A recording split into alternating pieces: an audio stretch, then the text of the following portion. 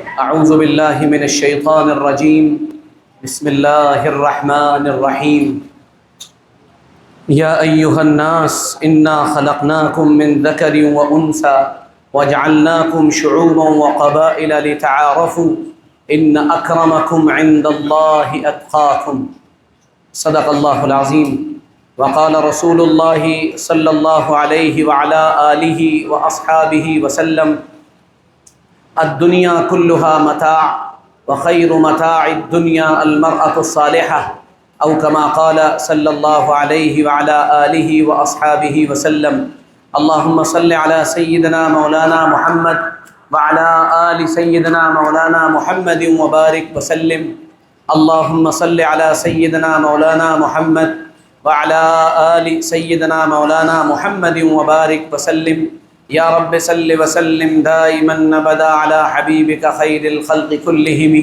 جزا اللہ عنا محمدا صلی اللہ علیہ وسلم بما هو اہلہ۔ اللہ تعالیٰ نے انسان کو اس دنیا میں بہت سی چیزیں دے کر بھیجا ہے۔ ان چیزوں میں ایک انسان کا جسم ہے، ایک اس کی روح ہے، ایک اس کی عقل ہے، ایک انسان کے اندر پرورش پانے والے اس کے جذبات ہیں۔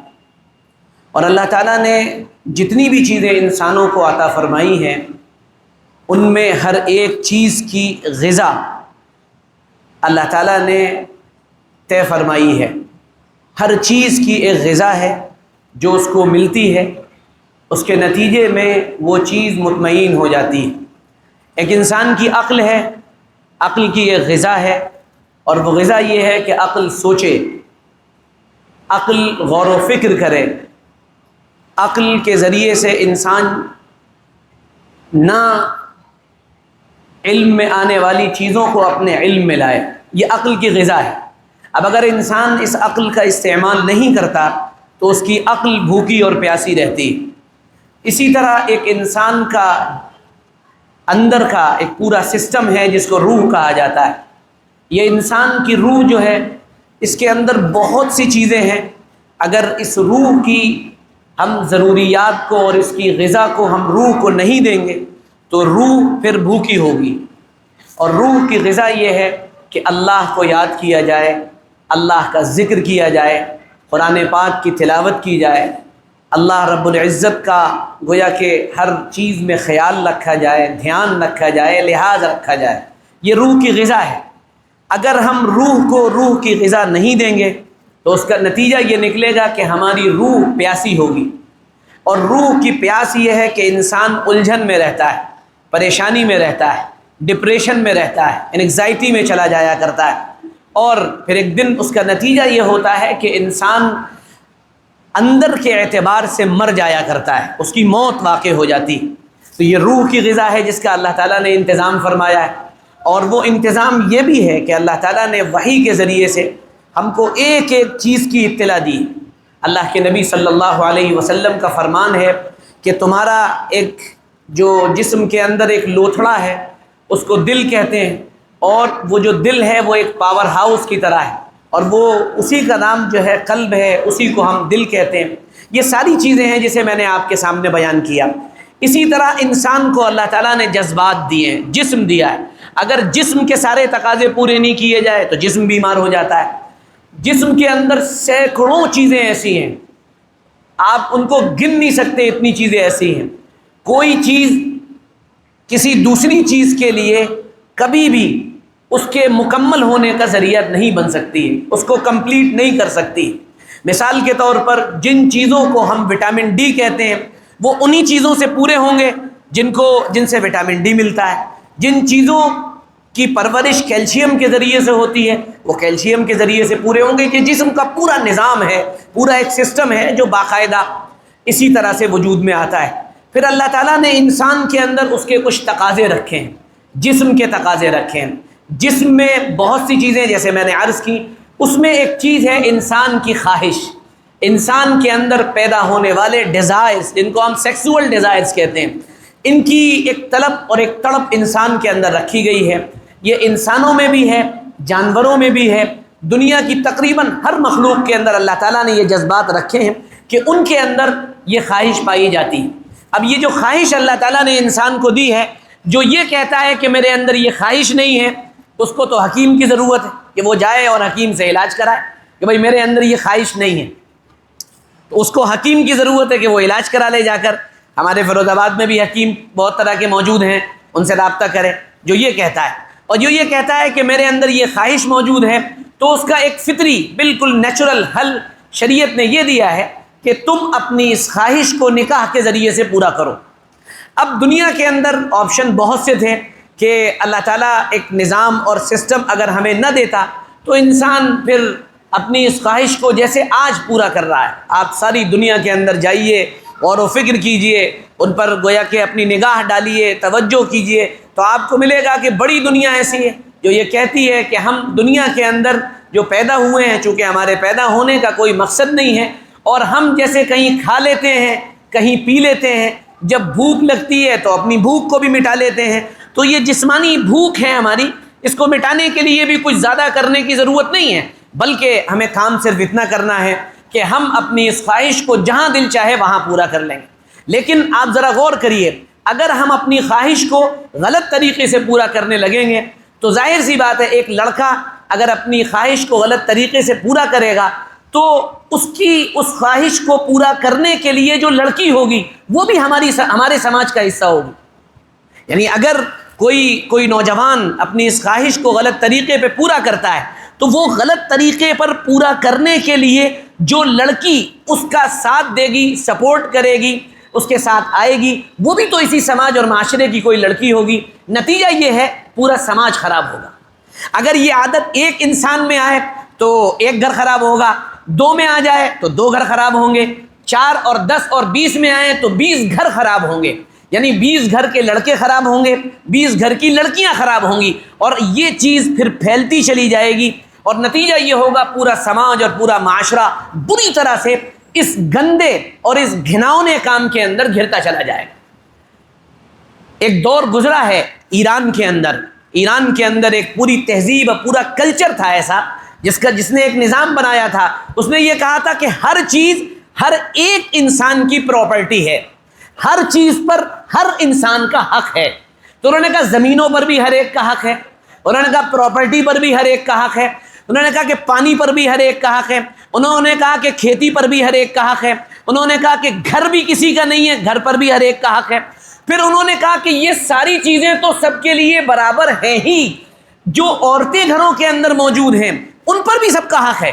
تو نتیجہ یہ ہوا کہ آوارہ قسم کے نوجوان وہ کسی کے گھر میں گھستے تھے اور اس کی ماں کو، بہن کو، بیٹی کو اٹھاتے تھے اور لے جاتے تھے، اور جب ان کو روکا جاتا تھا کہ بھائی یہ تو بڑی غلط بات، یہ تم کیا کر رہے ہو، تو وہ یہ کہتے تھے کہ یہ سب کی میوچول پراپرٹی ہے، جو چاہے کرو۔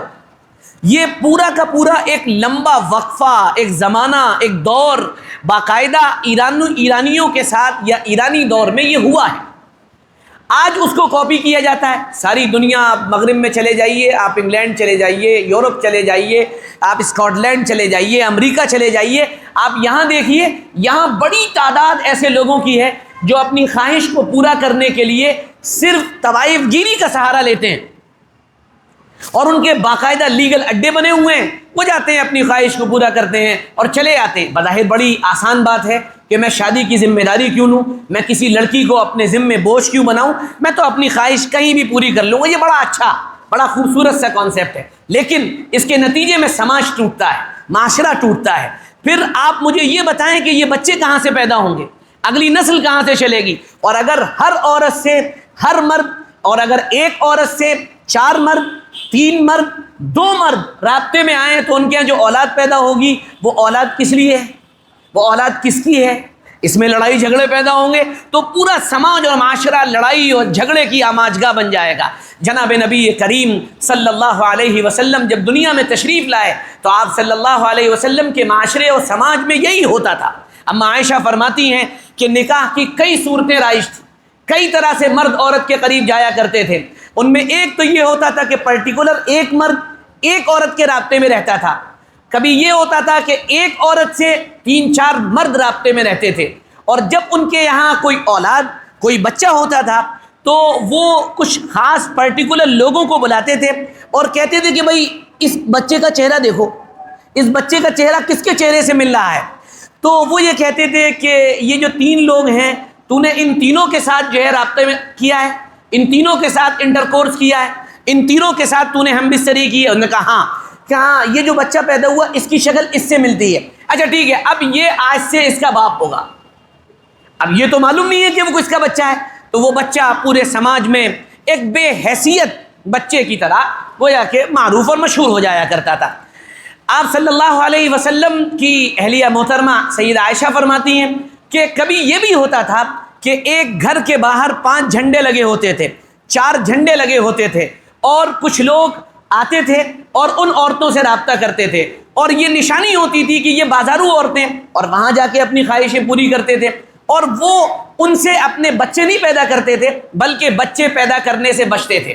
یہ بھی ایک کلچر کا حصہ ہے، یہ بھی ہمارے سماج کا آج حصہ بن چکا ہے۔ ان سب کے مقابلے میں اما عائشہ فرماتی ہیں رضی اللہ تعالی عنہا کہ جناب نبی کریم صلی اللہ علیہ وسلم نے نکاح کے ان تمام طور طریقوں کو ختم فرمایا، اور ختم فرما کر اس کے اندر اصلاحات فرمائیں، اس کے اندر تبدیلیاں فرمائیں۔ ان میں پہلی تبدیلی یہ تھی کہ کوئی نکاح بھی خاموشی سے نہیں ہوگا، کم سے کم 2 لوگوں کی موجودگی ضروری ہے جو 2 گواہ ہوں گے، اور ارشاد فرمایا اعلنوا ھذا النکاح، اس نکاح کا اعلان کرو۔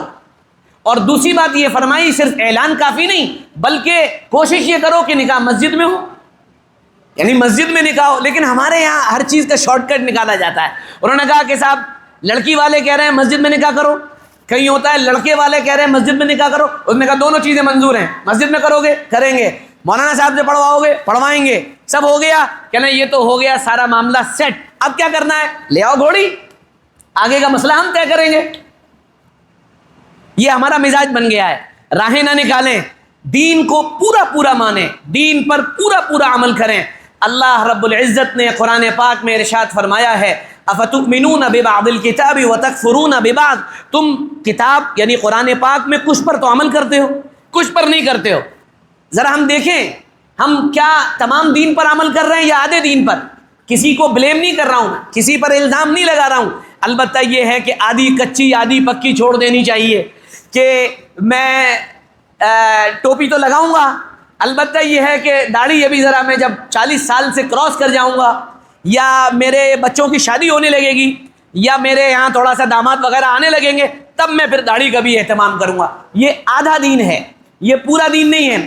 شادی کے موقع پہ چونکہ ہم دین سے جڑے ہوئے ہیں، وابستہ ہیں، تو پھر اب ہمیں یہ چاہیے کہ رسم و رواج کا اہتمام نہ کریں۔ لیکن یہ ہوتا ہے کہ گھر کی 4 دیواری میں کر لو، گویا کہ ہم یہ کہہ رہے ہوتے ہیں کہ 4 دیواری میں اللہ نہیں ہے، باہر اللہ دیکھتا ہے، اس لیے اندر نہیں دیکھتا تو یہاں کر لو، نعوذ باللہ من ذالک۔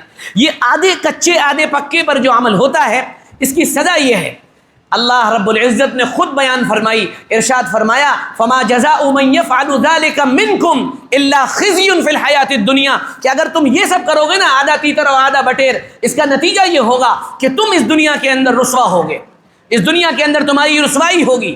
عجیب و غریب تماشے بنے ہوئے ہیں۔ جناب نبی کریم صلی اللہ علیہ وسلم کی مبارک شریعت اور مبارک دین اس وقت یتیم ہو چکا ہے، گھروں سے نکالا جا چکا ہے، اور اس دین کو گود لینے والا کوئی نہیں، اس کے سر پہ ہاتھ رکھنے والا کوئی نہیں۔ ہم نے دین کو چھوڑا، نتیجہ یہ ہوا کہ اللہ نے غیروں کو ہمارے اوپر مسلط کر دیا، ہم غلام بن گئے، ہم بھکاری بن گئے، ہم دریوزہ گر بن گئے۔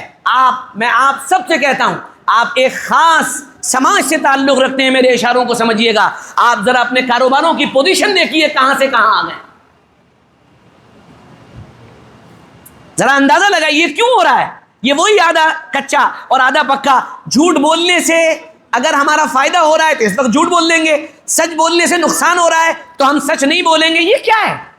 یہ تھوڑا سا دنیا کا فائدہ ہے، تھوڑا سا دنیا کا ہمارا عیش و آرام ہے، لیکن بہرحال یہ ختم ہو جانا ہے۔ تو اللہ کے نبی صلی اللہ علیہ وسلم نے پہلی بات یہ فرمائی، نکاح کا اعلان کرو، ہے نا۔ اب تو زیادہ ہی اعلان ہو جاتا ہے، 5 دن پہلے سے کیا لگتا ہے، جھالریں لگ جاتی ہیں، پہلے سے اعلان ہو جاتا ہے نکاح ہے۔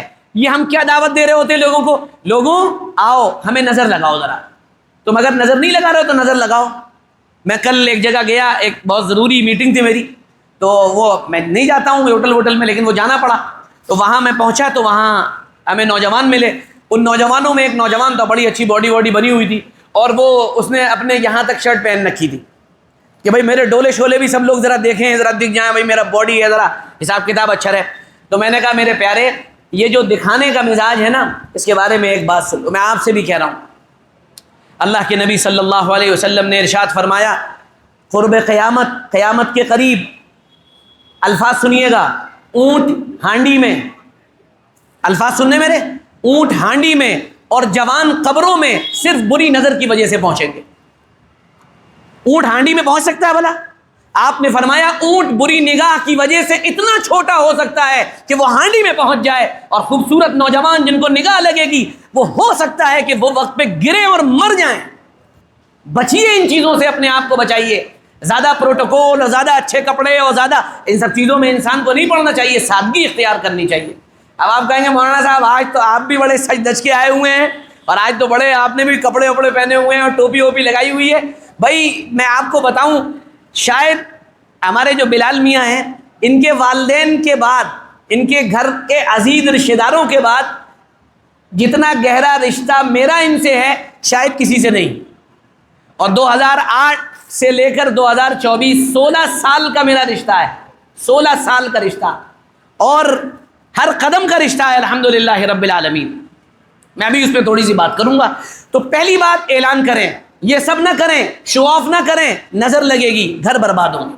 دوسری اصلاح یہ ہے، اللہ کے نبی صلی اللہ علیہ وسلم نے ارشاد فرمایا کہ نکاح کا جب موقع ہو تو اس وقت بڑا بنیادی سا کام یہ ہے کہ چھوارے لے آؤ بانٹنے کے لیے.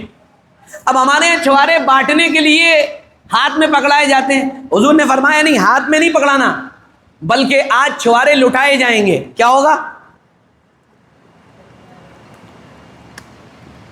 چھواروں کو لٹایا جائے گا. میں ایک جگہ تھا، میں نے چھوارے لٹائے، کہ استغفر اللہ، رزق کی بے ادبی کرنا ہے، تو میں سر پکڑ کے بیٹھ گیا. یہ جہالت. جہاں ہمارے نبی نے فرمایا کہ رزق کو لٹاؤ وہاں لٹایا جائے گا، اور جہاں یہ کہا ہے بچاؤ وہاں بچایا جائے گا، جہاں یہ کہا ہے کھلاؤ وہاں کھلایا جائے گا، جہاں یہ کہا ہے رکھ دو وہاں رکھ دیا جائے گا. جو محمد الرسول اللہ کی مرضی ہوگی وہ کیا جائے گا، اور کسی کی مرضی کا خیال و لحاظ نہیں کیا جائے گا. یہ بنیاد ہے. پھر ایک اصلاح یہ فرمائی کہ سب سے بنیادی کام یہ ہے کہ یہاں پر جو لڑکا موجود ہے، خطبہ اس کے سامنے پڑھا جائے، اللہ کی بڑائی بیان کی جائے، اللہ کی عظمت و کبریائی کو بیان کیا جائے، اور پورے مجمع کے سامنے مجمع کو جمع کیا جائے. مسجد میں اعلان بھی کر دیا جائے، بھائی صاحب نکاح ہے ذرا رک جائیے، یہاں آپ کے دوست بھی آ رہے ہوں گے، یہاں آپ کے دشمن بھی آ رہے ہوں گے، آپ کا حاسد و جلنے والا اور محبت کرنے والا سب مسجد میں موجود ہے. اعلان کر دیا جائے، آ جاؤ بھائی آؤ، کون کون ہے، رک جاؤ نکاح ہوگا. اور ایسا بھی ہو سکتا ہے، نکاح کے اندر ایسا بھی ہوگا، ابھی میں اس کی بڑی دلچسپ مثال دوں گا، بہت مزہ آئے گا آپ کو. وہ یہ ہے کہ اس نکاح کو سادگی پر لانے کا ایک طریقہ ہے کہ مسجد میں آ گئے، اعلان کر دیا، کارڈ چھپوانا ضروری نہیں، لوگوں کو بلانا ضروری نہیں، گورے خاں، کالے خاں، پپو خاں، ضمیر علی، کفیل بھائی، فلانے بوس، فلانے یہ، وہ راضی نہیں ہے ان کو لے آؤ، یہ راضی نہیں ہے انہیں بلاؤ، کوئی نہیں. مسجد میں اعلان کر دیا، آؤ رک جاؤ نکاح ہوگا، چلے جانا، ختم. ہمارے یہاں تو پہلے 15 دن پہلے منانا اور روٹھنا چلتا رہتا ہے. آپ راضی ہیں، آپ ناراض ہیں. ہمارے پاس تو کوئی آئے تو سبحان اللہ، نہ آئے تو الحمدللہ. بالکل مت آئیے، ٹائم ہی نہیں ہے بھائی، ٹائم نہیں ہے، وقت نہیں ہے. آپ آ جاؤ سبحان اللہ، نہیں آؤ الحمدللہ، چلے جاؤ، ٹھیک ہے. تو یہ بنیادی بات ہے، نکاح کو سادگی پر لائیے. سادگی کی ایک مثال لوں، ہمارے دادا رحمۃ اللہ علیہ تھے، یہ کوئی بوڑھے یہاں پر ہوں گے، وہ جانتے ہوں گے شاید، اب تو خیر وہ میرے خیال میں وہ نسل ہی نہیں بچی. تو ہمارے دادا رحمۃ اللہ علیہ نے، ہماری پھوپھی کا نکاح تھا، سارے رشتہ داروں کو خط لکھا، السلام علیکم ورحمۃ اللہ، میری بیٹی سیدہ فاطمہ کا نکاح فلاں تاریخ میں طے ہوا ہے، آپ لوگ آنے کی زحمت نہ کریں، وہیں سے دعا فرما دیں. فقط وسلام، محمد مصطفیٰ نصیر آبادی. ویسے اس کے اندر ایک امینڈمنٹ کیا جا سکتا ہے، آپ کی لڑکی کی شادی ہو نا تو اس میں لکھیں السلام علیکم ورحمۃ اللہ، میری بیٹی فلاں کا نکاح ہے، آپ کو آنے کی ضرورت نہیں ہے، آپ وہیں سے دعا فرما دیں. نیچے بار کوڈ ڈال دیے اور کہہ دیے جو بھیجنا ہو وہ اس پہ بھیج دو. یہ امینڈمنٹ ہو سکتا ہے بھائی، دور بدل رہا ہے تو تھوڑا سا ایسے بھی کر سکتے ہیں، ہم لوگ ہدیہ لے سکتے ہیں. یہ ایک تفریح کی بات تھی.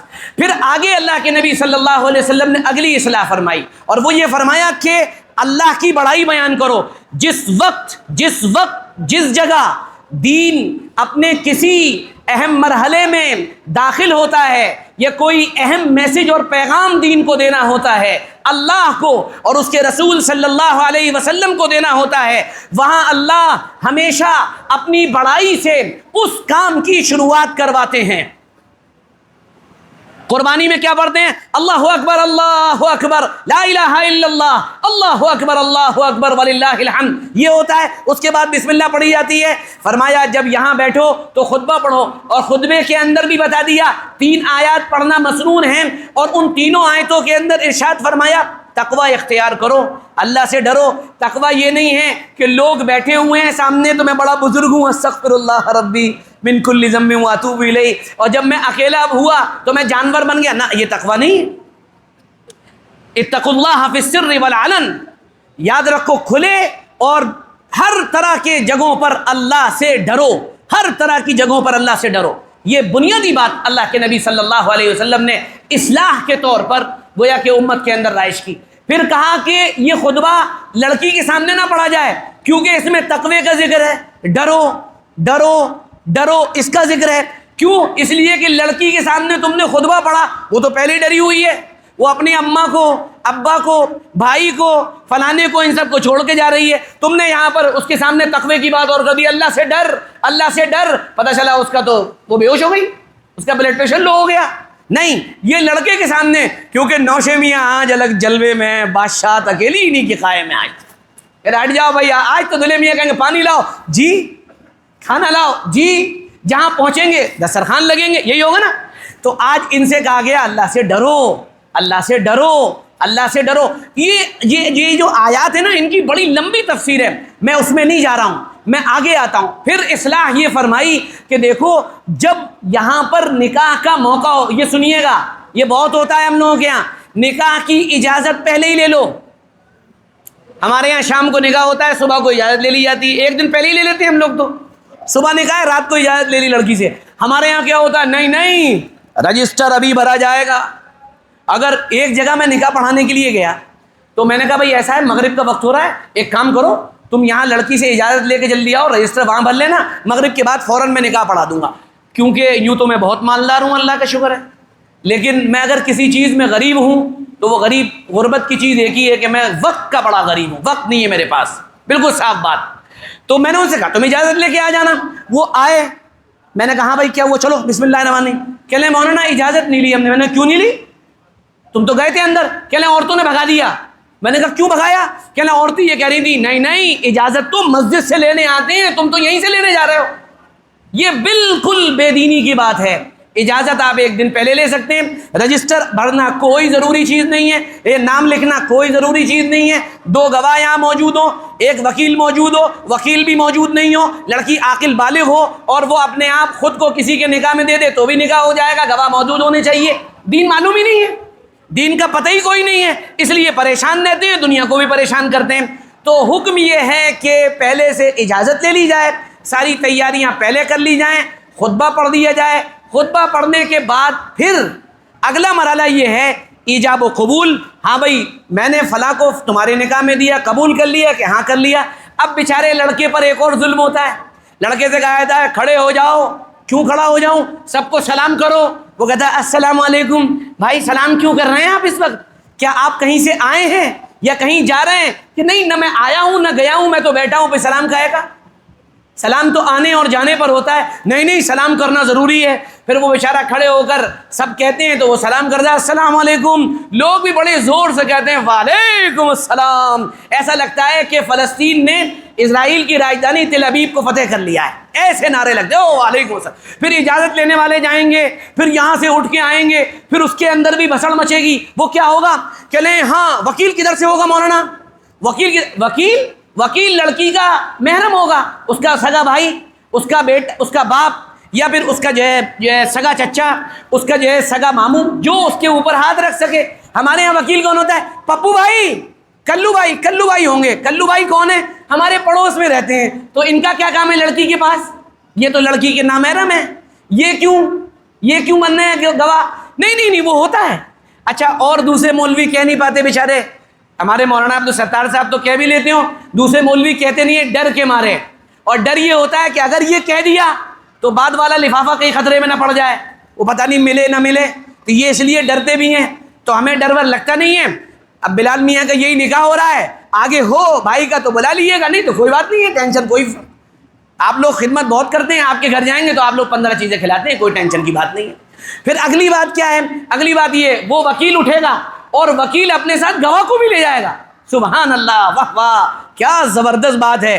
کون گواہ؟ یہ ہو گئے اور یہ ہو گئے، آؤ بھائی تم بھی چلو۔ یہ کہے وہ جا رہے ہیں، یہ کیوں جا رہے ہیں بھائی گھر؟ کہ نہیں گواہ تو گھر جاتے، نہیں وکالت پر گواہی نہیں ہے، اکیلے وکیل جائے گا اجازت لے کے آئے گا، لیکن یہ دو بھی جاتے ہیں، اور یہ دو ہمارا کیا انٹینشن ہوتا ہے؟ گواہ لڑکے والوں کے ہوں گے، وکیل لڑکی والوں کا ہوگا۔ سمجھ میں آ رہی بات؟ اس میں لڑتے ہیں باقاعدہ میں نے آپس میں رسد کشی ہوتے ہوئے دیکھی ہے، ان کو یہیں بیٹھے رہنے دیے، آپ جائیے، لیکن نہیں مانتے، وہ بھی جائیں گے وہ بھی جائیں گے، پھر تینوں نامحرم لڑکی کے پاس گھس جائیں گے، بیٹا اجازت ہے؟ بیٹا یہ اس نے نکاح کی شروعات حرام کام سے کی، نامحرم لڑکی کو چھو رہا ہے اور یہ سوچ رہے ہیں نکاح ہو رہا ہے، تو نکاح کی ابتدا تو ہو گئی حرام کام سے، اس میں برکت کہاں سے آئے گی؟ ارے سمجھ میں آ رہی بات؟ وکیل کے ساتھ کوئی نہیں جائے گا، آپ مانو تو بھی نہ مانو تو بھی، اکیلے وکیل جائے گا، اجازت لے کے جائے گا۔ پھر یہ دو جاتے ہیں اور پھر ساتھ میں آدھا ہو، پھر وہاں سے داخل ہوں گے، السلام علیکم، انہوں نے کہا پھر ہم نے تل ابیب فتح کر لیا ہے، حضرت فتح ہو گیا بھائی، آ جاؤ آگے چل۔ یہ کچھ نہیں ہے، یہ سب بیکار کی بات ہے۔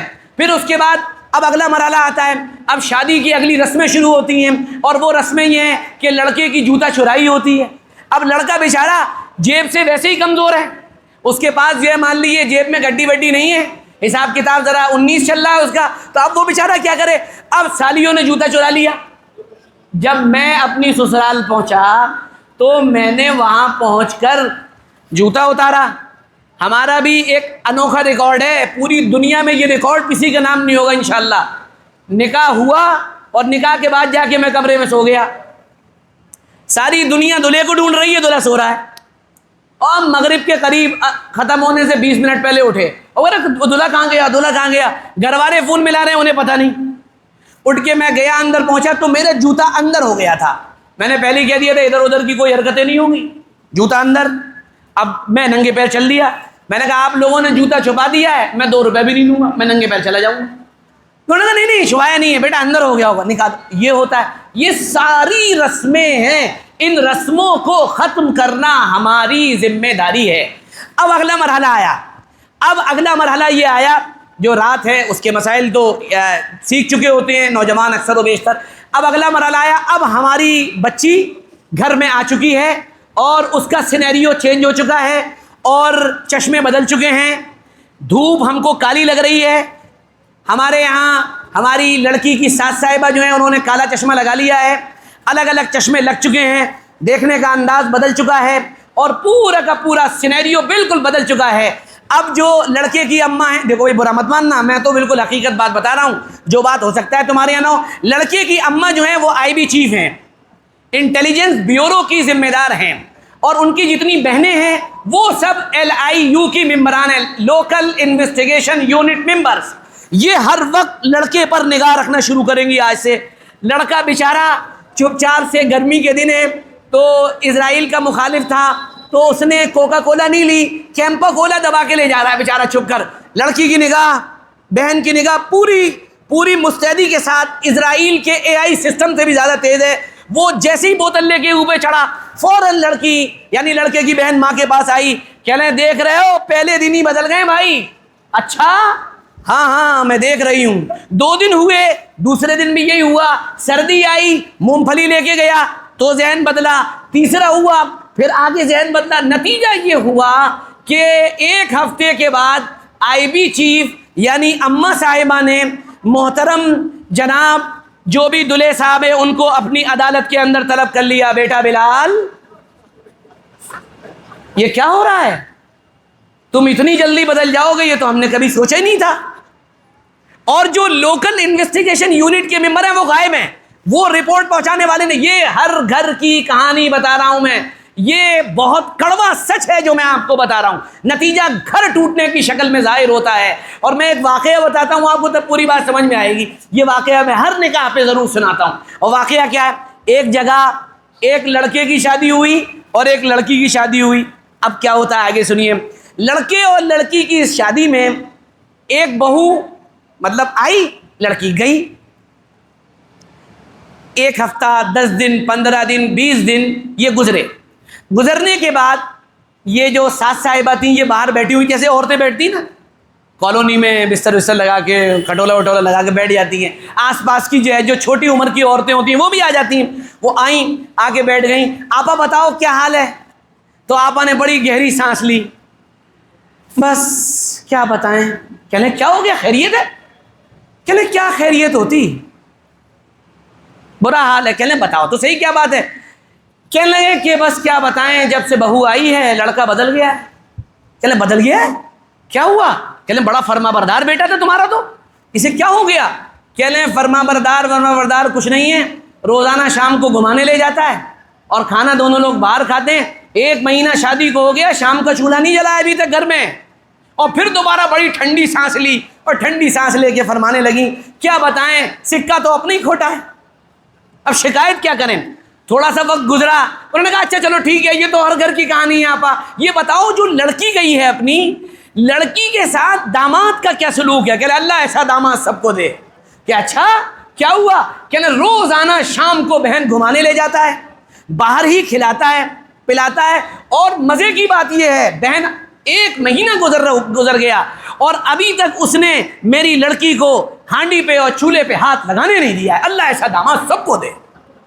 سبحان اللہ، واہ واہ. دیکھا آپ نے بدلا ہوا چشمہ دیکھا. اچھا مسجد کے اندر بیٹھے ہو ایمانداری سے بتانا، حق اور ایمانداری سے یہ بات بتانا، کیا ہمارے گھروں پر ہم اپنی بہوؤں کے ساتھ، ہم اپنے بھائیوں کی بیویوں کے ساتھ، ہم اپنی ایک باہر سے آنے والی اس بچی کے ساتھ کیا یہ سلوک نہیں کرتے ہیں؟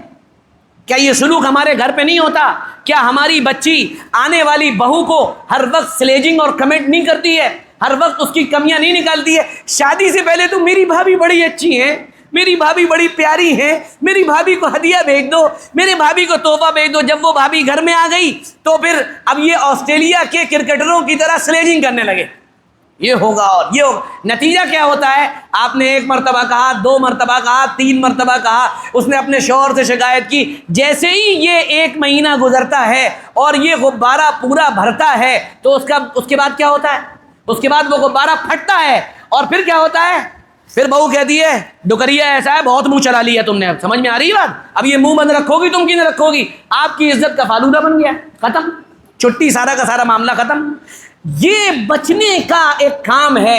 ہم محبت بھرا ماحول اپنے گھر کے اندر پیدا کریں. قرآن پاک میں اللہ نے سکون کی جن جگہوں کو بیان کیا ہے ان میں 3 جگہوں کو بیان کیا. ان میں 2 جگہوں میں ایک جگہ اللہ کا گھر ہے اور دوسری جگہ بیوی ہے اور تیسری جگہ انسان کا اپنا گھر ہے. اگر اس کا گھر، اگر اس کا در، اگر اللہ کا گھر اور در اس کے لیے سکون کا سبب نہیں بن رہا ہے تو اس کا مطلب یہ ہے کہ معاملہ گڑبڑ ہے اور ہم شریعت پر عمل نہیں کر رہے ہیں.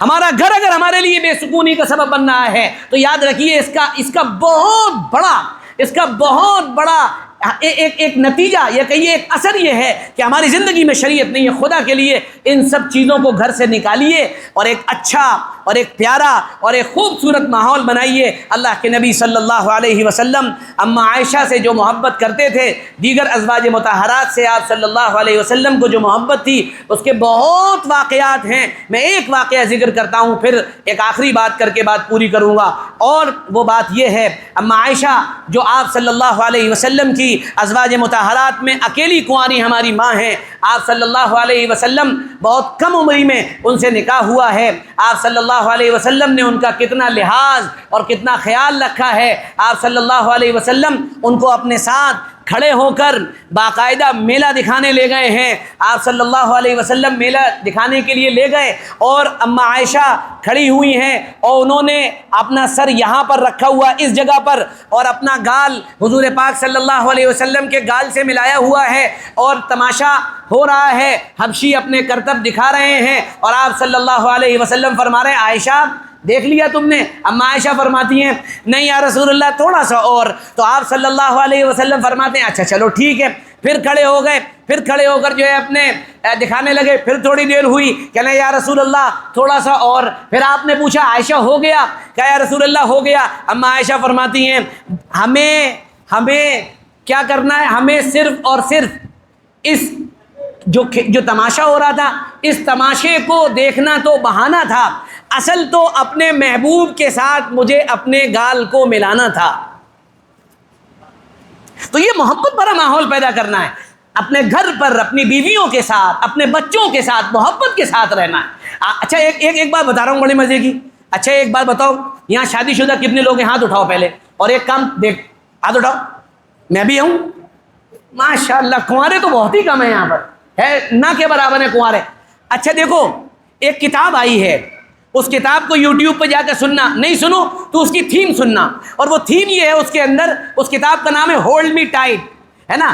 اس میں اس نے ریسرچ کی ہے اور اس میں اس نے یہ کہا ہے کہ ہر آدمی کو اگر اچھی خوبصورت اور پیاری زندگی چاہیے تو وہ اپنی بیوی سے آئی لو یو ضرور کہے.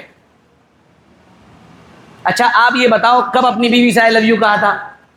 بالکل ایمانداری سے مسجد میں بیٹھے ہوئے ہو.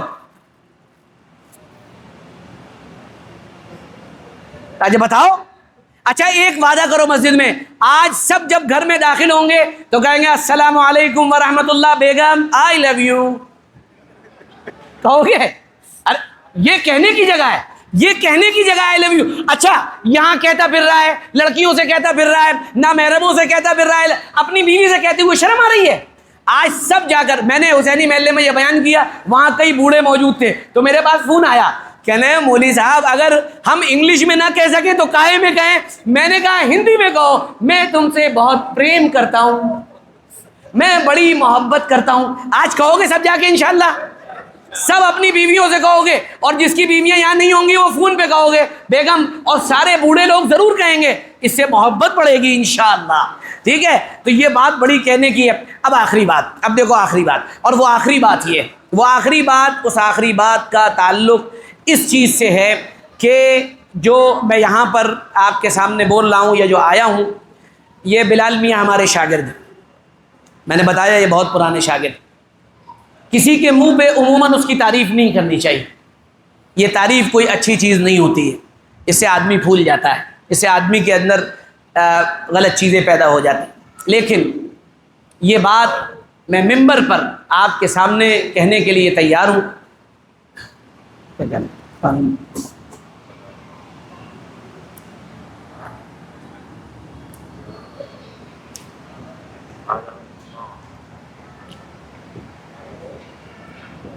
اجازت والے آ گئے, اجازت والے آ گئے بھائی, جائیں بھائی. ہاں چل بھیج دی بسم اللہ, نعرہ تکبیر, چلے جائیے. ہاں ادھر کام باقی ہے ابھی, تھوڑا. کس کس کو اپنی اجازت یاد آ رہی ہے؟ سب کو آ رہی ہے؟ چلیے, تو میں یہاں پر یہ بات کہنا چاہتا ہوں کہ الحمدللہ رب العالمین, اللہ کا شکر ہے, جس وقت میں یہاں آیا تھا سن 2003 کے اندر, اور پھر 2007 سے میں نے درس قرآن شروع کیا تھا ڈاک بنگلے کی مسجد میں, تو 2008 سے بلال میاں ہم سے جڑے ہوئے ہیں. اور میں ان کے والد کو, ان کی والدہ کو, ان کے گھر والوں کو, اور اب یہ جس گھر کے داماد ہونے والے ہیں ان کو میں یہ بات اس منبر پر بیٹھ کر کہنے کے لیے تیار ہوں کہ یہ ایک بہت ہی سعادت مند نوجوان ہے, یہ ایک بہت ہی باحیا اور ایک بہت ہی سمجھدار اور سلجھا ہوا ہمارا نوجوان ہیں۔ تربیت کرنا یا بنانا یہ بڑوں کی باتیں ہوتی ہیں، یہ میں کہوں تو اچھا نہیں لگے گا کہ یہ میری تربیت میں رہے، یہ میرا یہ، لیکن اس نے زندگی کا بڑا حصہ میرے ساتھ گزارا ہے، دین کو، مکمل دین کو اس نے سمجھا ہے۔ الحمدللہ رب العالمین، پچھلے 8 سال کی تقریباً میری جو ٹوٹی پھوٹی محنت ہے، اور وہ محنت یہ ہے جس کا نام ہے عقائد کی محنت، صحیح طرز فکر اور صحیح دین کی محنت، مکمل دین کی محنت۔ الحمدللہ یہ اس پوری محنت میں ہمارے ساتھ قدم بقدم شریک رہے، اللہ کا شکر ہے الحمدللہ۔ اور جس وقت ہم نے اپنے اس کام کو شروع کیا تھا تو لوگوں نے اسے دیوانے کی بڑھ کہا تھا، لوگوں نے یہ سمجھا تھا کہ یہ ایک الگ صدا ہے جو لگا رہے ہیں، یہ بھی ایک مولوی صاحب ہیں اپنا کہہ رہے ہیں۔ الحمدللہ رب العالمین، تنہا ہی چلا تھا میں جانب منزل، لوگ ملتے گئے، کارواں بنتا گیا۔ یہ تو ابھی ابتدا ہے، شروعات ہے، انشاءاللہ تھوڑا سا آگے وقت گزرنے دیجئے، اللہ نے چاہا آپ ہماری ان محنتوں کو اپنی آنکھوں سے دیکھیں گے۔ یہاں آپ کو بہت سے داڑھی ٹوپی والے نوجوان اور بہت صحیح فکر والے نوجوان نظر آ رہے ہوں گے، الحمدللہ ان میں اکثریت ان ہمارے طلباء کی ہے جنہوں نے پورے دین کو سمجھ کر، مکمل دین کو سمجھ کر اپنی زندگی کو بدلا ہے، الحمدللہ رب العالمین۔ اور میں یہ بات اس منبر پر بیٹھ کر کہنے کو تیار ہوں کہ بھلے ہی ہماری محنت میں دیر لگے، ہماری محنت کا رزلٹ اور نتیجہ دیر میں آئے، لیکن ہماری محنت ڈبے بنانے کی محنت نہیں ہے، ہماری محنت انجن بنانے کی محنت ہے۔ ہمارا ایک ایک تیار کیا ہوا ایک ایک فرد الحمدللہ رب العالمین ایک انجن ہے، اور اس کے پیچھے، اس کے اندر اتنی چھمتا اور طاقت ہے، اللہ کا شکر ہے وہ اپنے پیچھے سینکڑوں لوگوں کو لے کر چلنے کے لیے تیار ہے۔ آپ کی اسی مجلس کے اندر الحمدللہ 5 MBBS ڈاکٹر موجود ہیں، اللہ کا شکر ہے الحمدللہ رب العالمین، اور وہ پانچوں اللہ کا شکر ہے الحمدللہ مجھ سے استفادہ کرتے ہیں، مجھ سے پڑھتے ہیں، مجھ سے محبت کرتے ہیں، یہ اللہ کا شکر ہے، یہ میری ٹوٹی پھوٹی محنت ہے۔ اور یہ نوجوان جو آپ کو نظر آ رہے ہیں، جن کا ایک فوٹو بھی ابھی یہاں پر کھنچے گا انشاءاللہ، آپ ان کو دیکھیں گے، ان میں کا ایک ایک نوجوان یہ ایسا ہے الحمدللہ کہ یہ کسی بھی باطل مذہب والے سے، کسی بھی باطل فرقے والے سے، کسی بھی ایتھیسٹ سے، کسی بھی خدا کے منکر سے سامنے کھڑے ہو کر بات کرے گا، اور نتیجہ یہ نکلے گا کہ وہ سامنے والا میدان چھوڑ کر بھاگ جائے گا۔ الحمدللہ ہمارا ایک شاگرد یہاں موجود ہے، یہ ان کے پیچھے بیٹھا ہوا ہے ثاقب، الحمدللہ یہ پرسوں ایک آدمی تھا شوکاباد میں، اس نے سیدنا امیر معاویہ رضی اللہ عنہ کی شان میں گستاخی کی، الحمدللہ ہمارے اس ہونہار نوجوان نے میدان سنبھالا، اس کا چیلنج قبول کیا، اور یہ جس جگہ ملنے کی بات ہوئی تھی اس جگہ بیٹھا، 1.5 گھنٹے تک بیٹھا رہا، سامنے والے کی یہ ہمت نہیں تھی کہ اس کے پاس آتا اور اس سے بات کرتا، نتیجہ یہ ہوا الحمدللہ اللہ نے اسے فاتح کیا اور وہ واپس آیا۔ یہی ہمارا نوجوان دلی بک فیئر میں گیا، وہاں پر الحمدللہ رب العالمین دنیا کے الگ الگ بڑے بڑے مذاہب کے بک یعنی کتاب میلے کے اندر ان کی دکانیں لگی ہوئی تھیں، کوئی جو ہے رادھا کرشن مشن کا تھا، کوئی RSS والا تھا، کوئی فلانے مذہب والا تھا، یہ ہر ایک اسٹال پر گیا اور وہاں جا کر ان سے بات کی، اور 5-5 6-6 منٹ کے اندر سب کو الحمدللہ رب العالمین ٹھنڈا کر دیا۔ اللہ کا شکر ہے، اللہ کا احسان ہے، میں اپنے رب کا شکر ادا کرتا ہوں۔ کل قیامت کے میدان میں اگر میرا اللہ مجھ سے سوال کرے گا کہ اے سعدی تجھے دنیا میں بھیجا تھا اور تجھے اپنے فضل سے میں نے 2 حرف سکھائے تھے، 2 لفظ سکھائے تھے، تو دنیا میں اپنے ساتھ کیا لے کر آیا؟ میں اللہ کا شکر ہے میں ان نوجوانوں کو اللہ کے حضور پیش کر دوں گا، اے بار الہ آپ نے مجھے تھوڑا سا وقت دیا تھا، میں نے اس تھوڑے سے وقت میں ان نوجوانوں کو تیار کیا، ان کو دین کی صحیح فکر دی، ان کو صحیح اپروچ دیا۔ یہ انشاءاللہ آپ آئندہ آنے والے وقت میں دیکھیں گے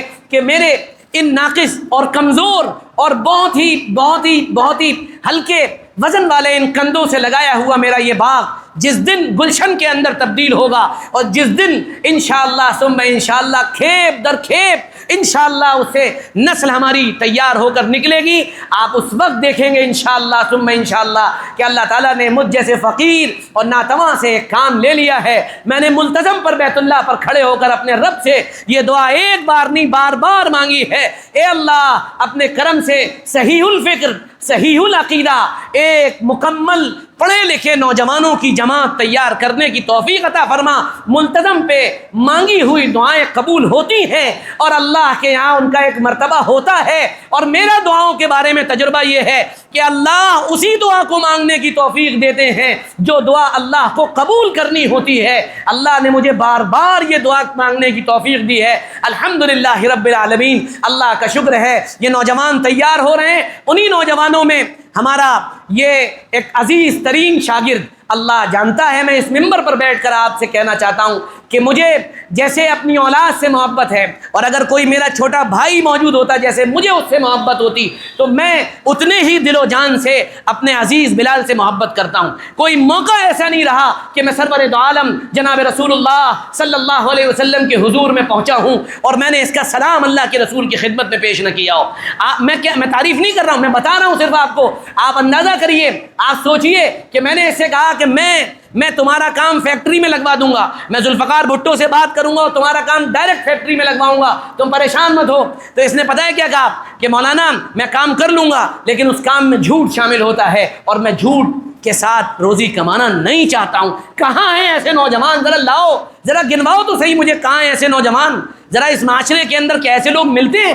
میں نے کہا کہ تم کو میں کسی کے ساتھ پارٹنر بنا دے رہا ہوں، میں تمہارے ساتھ کھڑا ہوں، تم کرو پارٹنرشپ۔ اس نے کہا کہ مولانا جس کو پارٹنر بناؤں گا اکثر و بیشتر جھوٹ کا کاروبار کرتے ہیں، میں جھوٹ کے ساتھ کمانا نہیں چاہتا ہوں۔ یہ وہ لوگ ہیں جن کی جوانی بے داغ ہوتی ہے، یہ وہ لوگ ہیں جو حلال اور پاک اور ایک ایک پائی حلال کما کر اپنے پیٹ میں ڈالتے ہیں۔ انشاءاللہ ثم انشاءاللہ میں اللہ سے دعا بھی کروں گا، درخواست بھی کروں گا کہ اللہ اس نوجوان کو قبول فرمائیں، اس کے نکاح کو بھی قبول فرمائیں۔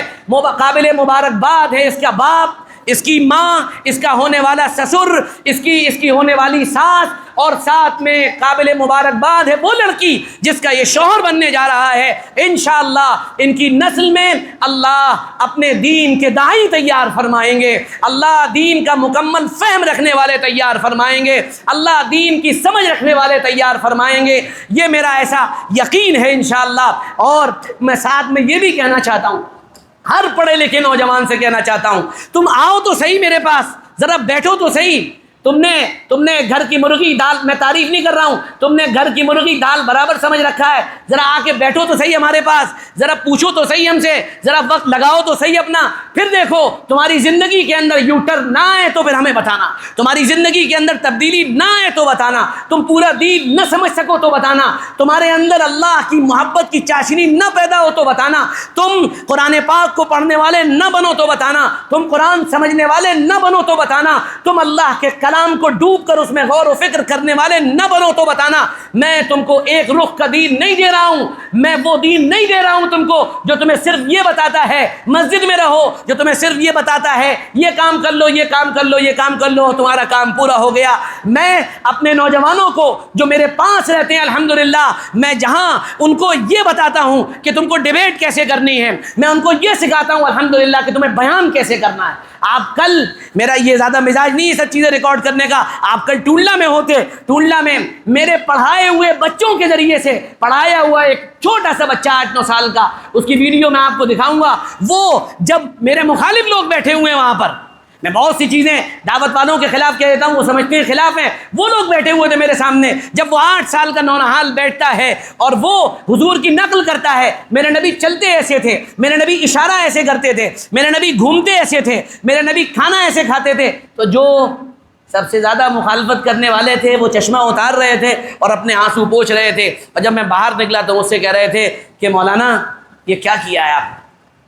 میں یہ تعریف نہیں کر رہا ہوں، میں یہ صرف اس لیے بتا رہا ہوں آپ کو کہ جتنے نوجوان یہاں موجود ہیں جنہوں نے 9, 10, 11, 12 کر رکھا ہے، آ کے بیٹھو، ذرا دیکھو کہ ہم کیا آپ کو دینا چاہتے ہیں، ہم کیا آپ تک پہنچانا چاہتے ہیں۔ اللہ سے دعا ہے، اللہ سے درخواست ہے، اللہ ہماری ان ٹوٹی پھوٹی محنتوں کو قبول فرما لے اور اپنے کرم سے، اپنے فضل سے اس مبارک موقع پر اللہ تعالی ہماری دعاؤں کو قبول فرما کر اپنی بارگاہ میں اللہ ہمیں سرخرو فرما دے۔ کل جب بھی اللہ کے حضور میں حاضری ہوگی، میں تو ان نوجوانوں کو آگے کر دوں گا، میں کہوں گا اللہ میں تو اپنے ان نوجوانوں کو لے کر آیا ہوں، میرے پاس کوئی کوئی عمل آپ کے سامنے پیش کرنے کے لائق نہیں ہے۔ انشاءاللہ رب کریم سے بڑی بڑی امید ہے کہ اللہ ان لوگوں کی نیکیوں کے طفیل، ان لوگوں کی اچھائیوں کے طفیل، ان لوگوں کے تقوی و طہارت کے طفیل اللہ تعالیٰ میری بھی مغفرت فرما دیں گے۔ اس لیے میں آپ سب سے درخواست کرتا ہوں تھوڑا سا ہماری محنت کو سمجھیں، جتنے نوجوان ہیں تھوڑا سا وقت دیں، تھوڑا سا قریب آئیں، انشاءاللہ ان کی زندگی کے اندر بھی یہ تبدیلی آ سکتی ہے۔ اور ساتھ میں آپ سے یہ بھی کہوں گا نکاحوں کو سادہ بنانے کی کوشش کریں۔ اور ایک بات ہاں اور وہ بھی بتا دوں، وہ تو نہیں ہوتی نہیں ہے ہمارے یہاں جہیز کے بارے میں دو طرح کے ذہن، ایک ذہن تو یہ ہے کہ وہ اجازت والے آگے مولانا آ رہے ہیں، تو ہمارے یہاں جہیز کے بارے میں بھی دو ذہن ہیں۔ ایک ذہن یہ ہے کہ جہیز ایک لعنت ہے، سنا ہے؟ کس نے سنا ہے؟ اچھا ایک بات بتاؤ، جہیز کو کون کون غلط سمجھتا ہے؟ ہاتھ اٹھاؤ جلدی سے۔ غلط؟ اور بتاؤ کون کون سمجھتا ہے غلط؟ جہیز غلط ہے؟ ہاں یہ اور بتاؤ۔ اچھا اب دوسری بات، اچھا لینا کون کون چاہتا ہے؟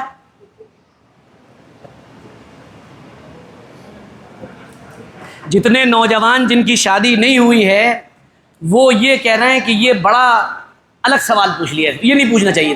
میں آپ کو بتا رہا ہوں جہیز کی اصل حقیقت کیا ہے۔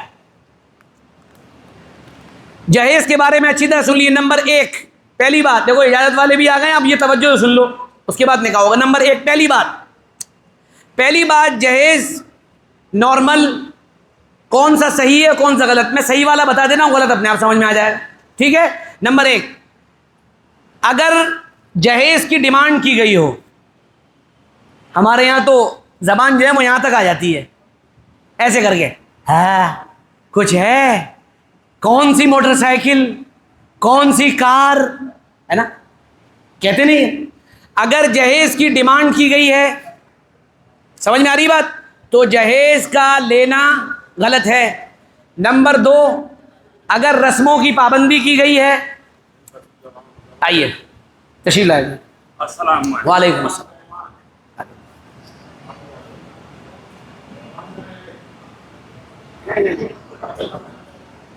یہ کام کی بات چل رہی ہے، سن لو، فائدہ تم ہی لوگوں کا ہے جن کی شادی نہیں ہوئی ہے۔ جہیز کی ڈیمانڈ کی، جہیز لینا صحیح نہیں۔ نمبر دو، رسموں کی پابندی کی، 21 جوڑے ہی آئیں گے اور 37 برتن آئیں گے اور 3 برتنوں کے سیٹ آئیں گے، یہ رسم کی پابندی غلط ہے۔ نمبر تین، جہیز لینے کے لیے یہ دینے کے لیے لڑکی کے باپ نے قرض لیا، پریشرائز ہوا، ہے نا، پریشرائز ہوا کہ نہیں بھائی یہ تو دینا ہی ہے مجھے، تو اگر ایسا ہوتا ہے تو یہ جہیز بھی غلط ہو جائے گا۔ اسی طرح جہیز کا دکھلاوا کرنا، یہ پورا سجا دیا گیا، یہ دکھلاوا بھی غلط ہے۔ ان 4 چیزوں کے علاوہ اگر باپ اپنی مرضی سے بنا پریشر کے، بنا رسم و رواج کی پابندی کے، بنا دکھاوا کیے اپنی بیٹی کو ہیلی کاپٹر بھی دیتا ہے تو دے سکتا ہے۔ بات ریکارڈ اسی لیے کرواتا ہوں کیونکہ بعد میں جا کے آپ کہیں گے کہ مولانا نے ایسا کہا اور ویسا کہا، تو بات ریکارڈ ہوگی، ساری کی ساری بات سامنے آ جائے گی۔ سمجھ میں آ گئی بات؟ کلیئر ہو گئی؟ تو اس لیے جو جہیز ملتا ہے اس کے بارے میں سمجھ لیجئے، وہ یہ ہے، وہ لڑکی کی ملکیت ہے، لڑکے کا اس پر حق نہیں ہے۔ نمبر دو، نہ لڑکے کے گھر والوں کا حق ہے، تکیہ دیور لے گیا، گدا دیورانی لے گئی، فلانا فلانی لے گئی، یہ فلانا لے گیا، نہیں، وہ لڑکی کا حق ہے، اسے چھو نہیں سکتا ہے کوئی، اس کی مرضی سے استعمال کر سکتے ہیں۔ ان 4 چیزوں کے ساتھ جہیز دیا جا سکتا ہے، لیا جا سکتا ہے، اس کے علاوہ گنجائش نہیں ہے۔ اللہ مجھے بھی اور آپ کو بھی کہنے سننے سے زیادہ عمل کی توفیق عطا فرمائے۔ سلام کے لیے اٹھنا نہیں ہے، ہاں بالکل بھی۔ اور چھوارے کہاں ہیں بھائی؟ ماشاء اللہ، سب اپنے سر بچا بچا کے رکھیں، ہے نا، میں ہی لٹاؤں گا انشاءاللہ، اور سروں کی اللہ سب کی حفاظت فرمائے۔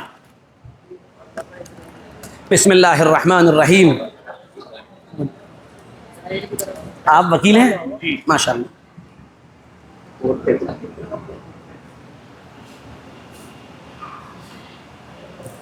گواہ تو سب ہیں جتنے موجود ہیں، 2 لکھ لیے گئے ہیں، باقی سب گواہ ہیں۔